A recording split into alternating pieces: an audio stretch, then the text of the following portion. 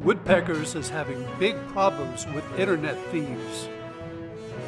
What's going on with lumber prices? Those stories and more coming up.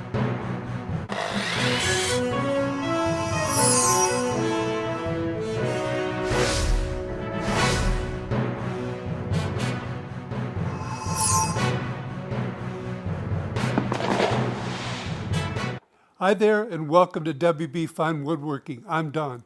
Today I'm starting a brand new program for this channel called Woodworking News.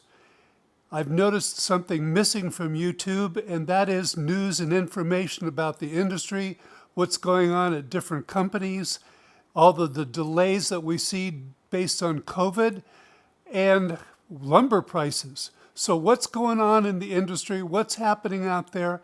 So this is a news program just for those of you that are like me. You're in your shops woodworking and trying to figure out what's going on in the world.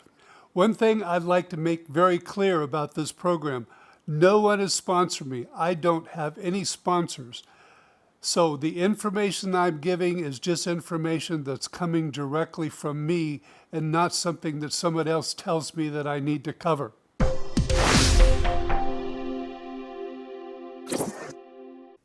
First off, some woodworking industry news.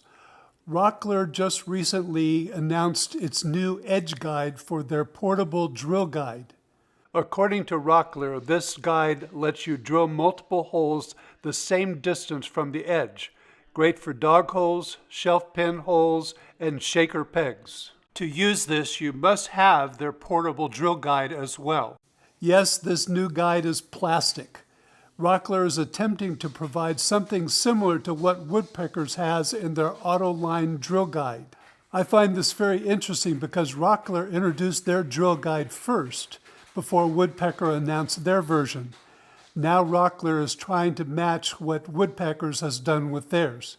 It'll be interesting to see where this goes. Speaking of Woodpeckers, they've recently had a lot of problems with social media. Their tools have been showing up in posts offering them for sale at substantially low prices. Here's what Woodpeckers has to say about this. In the last few weeks, there has been an increase in the number of scammers using our copyrighted images, texts, and videos to try to obtain your email address and credit card information. While they promise Woodpeckers products or copies of our products delivered quickly and at ridiculous discounts, you're more than likely not going to get anything at all, other than the headaches of unwinding fraudulent credit card charges. The safest place to order Woodpeckers products is direct from us at woodpeck.com, as well as a small number of authorized dealers. Although we do offer a limited number of tools on Amazon, please make 100% sure to verify that it says sold and ships from Woodpeckers. There are no other authorized dealers selling Woodpeckers products on Amazon other than ourselves. Woodpeckers has also been introducing a lot of new tools lately. Here's one they call the Morty. Well, obviously this is a loose tenon jig. The fact that it can create loose tenons at an angle looks like an interesting feature, but it's not going to compete with the domino. And if they didn't have enough expensive tools, Woodpeckers has also bought out multi-router. Yes, this is an expensive tool, but it's a great tool for cutting mortise and tenon joinery.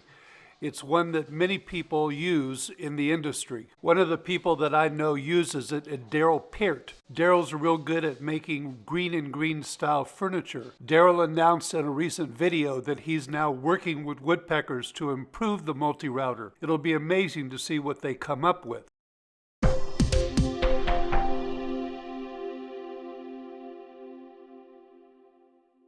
Daryl has been adding a lot of videos to his YouTube channel.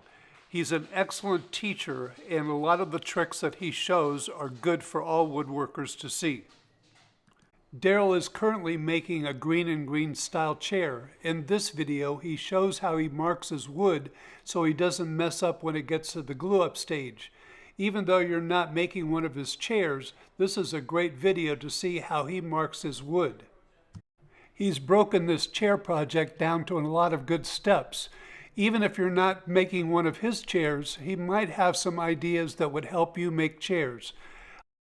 Mark Spagnola, the Wood Whisperer, has also increased the number of videos on his YouTube channel. This happened partly because Mark's 8-year-old son told him he was losing subs on YouTube because he wasn't posting very many videos. Beginning in June of 2021, Mark stated that he's going to be posting videos at least every week for the next 3 months. This is all in addition to what Mark does on his own channel and also what he does in his guild. In the video, Mark held up a calendar showing topics that he plans to cover for every Friday. But if you have any ideas, Mark's open to anything, and you can send some suggestions his way. Speaking of YouTube, don't forget to subscribe to this channel and ring that notification bell so that you know when future editions of this woodworking news comes out. Please stay tuned. News on lumber prices is coming up.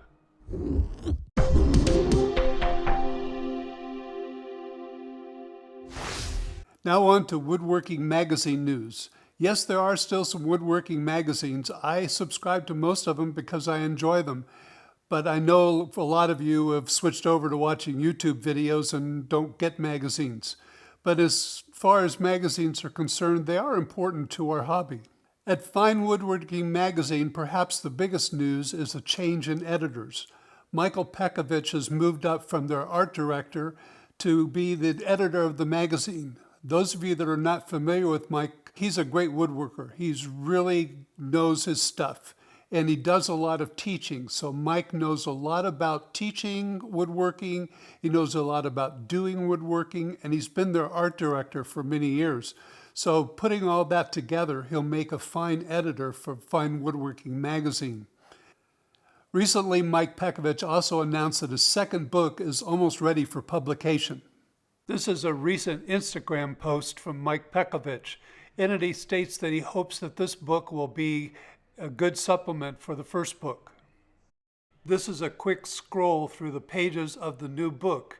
You can see that it covers a lot of material, and again, Mike is a great woodworker and a great teacher.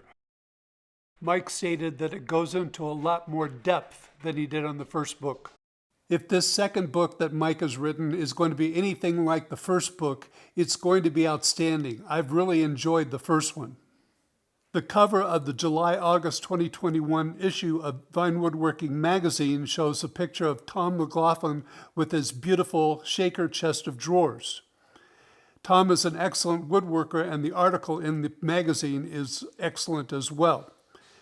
Recently, Tom showed off this chest of drawers, or one similar to it, on his Epic Woodworking YouTube channel. So you might want to check that out, as well as the article in Fine Woodworking. Also in this issue, Bob Van Dyke shows an update to his L-Fence. The L-Fence for the table saw is a really excellent tool, but the new version is adjustable. I also noticed that on YouTube, Izzy Swan published a video on his version of the L-Fence. He calls it his floating fence. Both of these look very interesting. They add a new layer of safety to the table saw when you're making certain kinds of cuts.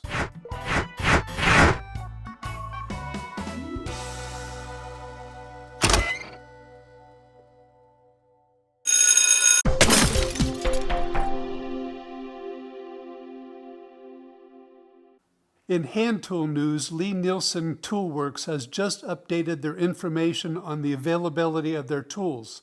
Like so many other companies, they've been hit hard by the pandemic and the subsequent increase in the demand for their tools. They just posted this information on their website about the availability. You might want to go there and read that page and find out a little bit more information, especially if you're waiting for one of their tools. They've also posted this request to re-register for any notification of tool availability. I guess they must have had a glitch on their website or information, so they need you to re-register if you're waiting for information on tools.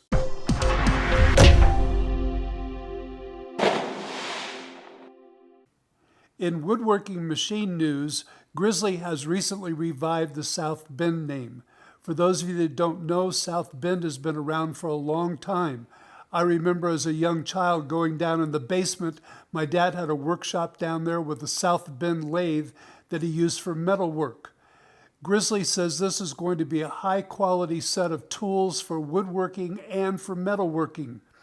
How they differ from Grizzly's other lines was not made clear. Grizzly Industrial has also introduced 2 new 13-inch planers. One will have a 3-knife cutter head and the other one will have a helical cutter head. And now perhaps the biggest story of this broadcast, lumber prices and where are they going? I'm sure you're interested in the future of lumber prices. It looks like I have some good news for you.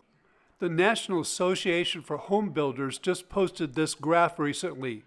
It states that the price tracker below provides an overview of the behaviors within the United States framing lumber pricing market.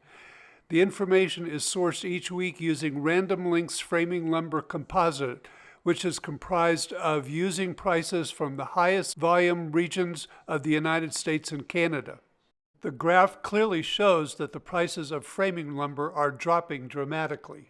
According to CNBC, lumber prices dived more than 40% in June, biggest monthly drop on record. Their key points state lumber futures tanked more than 40% in June alone, suffering their worst month on record dating back to 1978. The building commodity is down more than 18% in 2021, headed for the first negative first half since 2015. The quick reversal of lumber's month-long rally came as Americans started to go on vacations again instead of taking on renovation and building projects. On July 2nd, 2021, the NASDAQ posted this graph that shows the deep decline of lumber futures.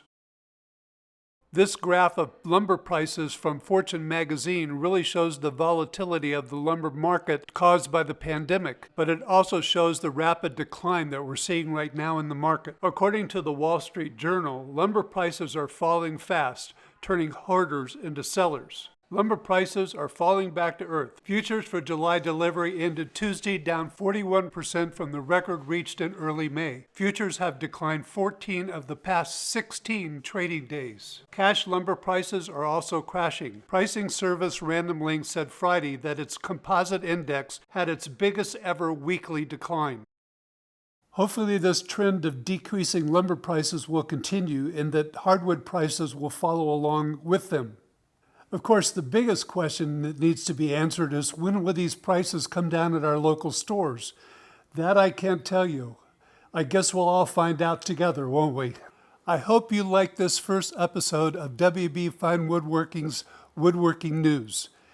I'm hoping to do this program at least monthly and maybe even more often, depending on what's going on in the industry and your reactions to the program.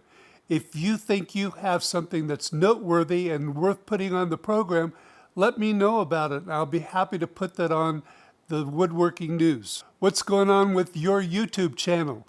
What are you doing in your shop that might be newsworthy? Let me know and I'll put it on the news. Well, if you like this first edition of the Woodworking News, please give me a thumbs up down below. Share it with others. I'm sure there's other people out there that would like to know what's going on in the industry, and maybe I covered something that they'd be interested in. If you have any questions, please ask them down below and give me some comments, give me some feedback of whether you like this or not. And thank you all very much for watching.